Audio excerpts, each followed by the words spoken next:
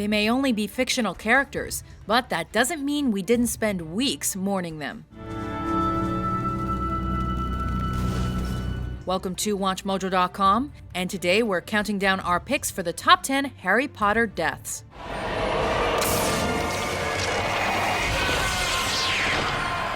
For this list, we're looking at deaths in the Harry Potter franchise that were memorable, for better or worse. We relied primarily on the film series, but did factor in descriptions provided in the novels. We are only counting those characters that stayed dead, and are not including characters that returned to life after allegedly dying. As you can expect, there are some major spoilers ahead, so spoiler alert. Number 10. James and Lily Potter. The deaths that started an entire epic fantasy series. My father was a great man. Your father was a swine.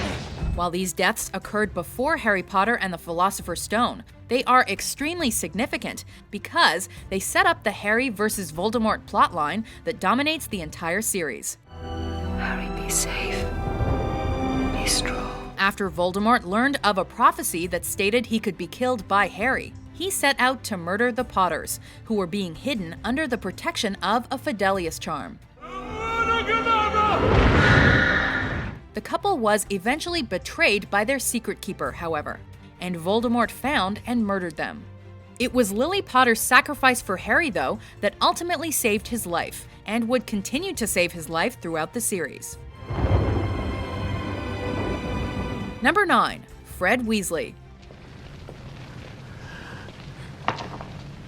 From two deaths that occurred before the series even started, to one that occurred at the very end.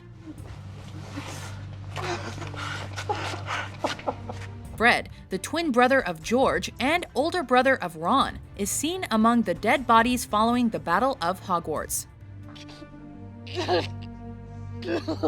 In the novels, he is killed by an explosion while fighting alongside Percy, another one of his brothers. While his death occurs off-screen in the film, we see how distraught and heartbroken the Weasley family is as they stand over his lifeless body, and we feel the same too. Number 8. Remus Lupin and Nymphadora Tonks. Let's practice it now. Two more casualties of the Battle of Hogwarts. Both Remus Lupin and his wife Nymphadora Tonks died fighting alongside Harry and the other members of the Order of the Phoenix. Ridiculous! This class is ridiculous. Very good. In the novel, Remus is murdered by the Death Eater Antonin Dolohov in the main courtyard, while Tonks is murdered by her aunt, Bellatrix Lestrange. Luckily for our emotions, these murders are left out of the film version. Ridiculous. Very good. Instead, we see only their lifeless bodies holding hands, as if that's any better. And don't get us started on Teddy, their now orphaned baby. And Remus, your son. Others will tell him what his mother and father died for. Number 7. Bellatrix Lestrange. While this death might not have pulled at our heartstrings, it was disappointing all the same, mainly because Bellatrix was one of the most popular characters in the entire series, despite her allegiances. Itty bitty baby Potter. Bellatrix was Voldemort's right-hand follower during the Battle of Hogwarts, and subdued multiple characters, including her niece, Nymphadora Tonks. After barely missing Ginny Weasley with a killing curse, Molly Weasley, Ginny's mother, engages her in a duel, eventually petrifying her and smashing her body into tiny pieces.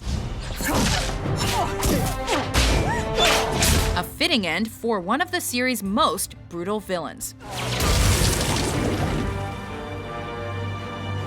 Number 6. Cedric Diggory. For a moment there, I thought you were going to let it get me. It could be argued that it was Cedric Diggory's death that transitioned the Harry Potter series from children's books into adult fantasy. After touching the Triwizard Cup together, both Harry and Cedric are transported to the Little Hangleton graveyard. Some game. Before the audience even knows what hit them, a formless Voldemort orders Peter Pettigrew to kill the spare. And Cedric is dead. Kill! Kill the spare! Avada Kedavra! No! Cedric!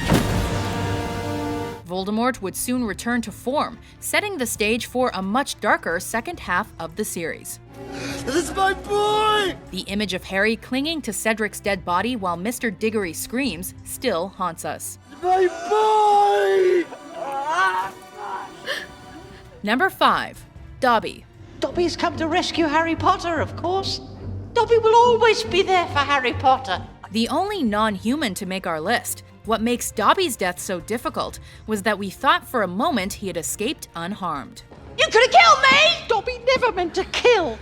Sent by Aberforth Dumbledore to rescue Harry, Hermione, and Ron after they were imprisoned at Malfoy Manor, Dobby freed Luna Lovegood, Dean Thomas, and Mr. Ollivander, and subdued Bellatrix by causing a chandelier to fall on her.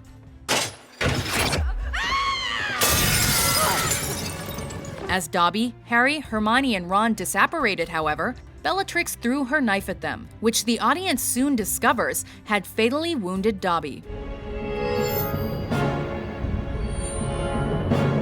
Harry dug a grave for Dobby without using magic, leaving his gravestone to read, "Here lies Dobby, a free elf." Dobby is happy to be with his friend.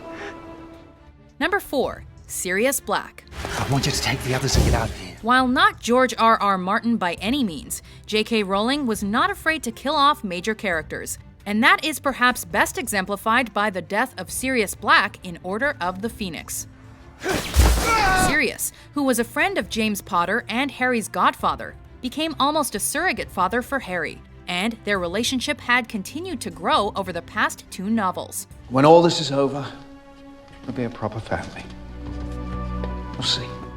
Of course, this was immediately torn apart when Sirius was suddenly murdered by Bellatrix Lestrange at the Battle of the Department of Mysteries. It took Harry years before he could cope with his godfather's death, and we still aren't quite over it. Number 3. Severus Snape. It answers to you. And you only. Snape's death was something fans of the novels had longed for throughout the course of the series, and particularly after he killed Dumbledore in The Half-Blood Prince. Of course, my lord. Unfortunately, in a cruel twist of fate, we only discovered that Snape was actually a good guy after his death. My lord. Thinking that Snape was the master of the Elder Wand, Voldemort slashes his throat and has his snake, Nagini, finish him off in an attempt to gain control of the wand. Nagini, kill. Just as he's about to die, Snape passed his memories to Harry, revealing that he in fact loved Lily Potter and was an ally of Dumbledore the entire time. Number 2. Albus Dumbledore. I shall make it easy for you. While most people suspected this death would happen at some point in the series, it was still able to catch us off guard. Draco, years ago, I knew a boy who made all the wrong choices. After returning from the Crystal Cave, Dumbledore and Harry are ambushed by Draco Malfoy and several Death Eaters in the Astronomy Tower. I have to do this. I have to kill you. He's gonna kill me. Immobilizing Harry in a full body bind curse so he would not be found, Dumbledore calmly speaks to the frantic Draco, who has been assigned by Voldemort to kill the headmaster. Do it! Eventually, Snape arrives and does the deed for Draco. Avada Kedavra. While we later find out that this was all planned by Dumbledore ahead of time, we still find it hard to forgive Snape for killing one of our favorite characters. Before we unveil our number 1 pick, here are a few honorable mentions.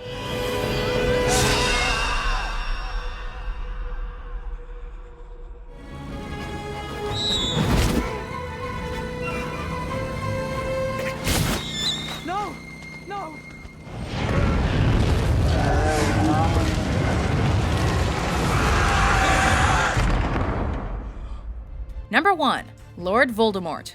I must be the one to kill Harry Potter. This is the death that ultimately concluded the Harry Potter saga and ensured the series ended happily. After multiple confrontations throughout the series, Harry and Voldemort come together for one last duel at the Battle of Hogwarts. While Voldemort possessed the Elder Wand, he was unaware that the wand's true owner was actually Harry.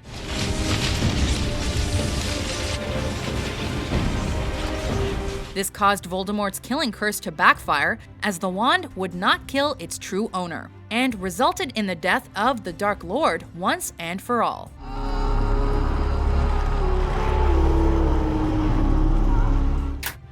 Do you agree with our list? It all fits. What do you think is the most memorable death in the Harry Potter series?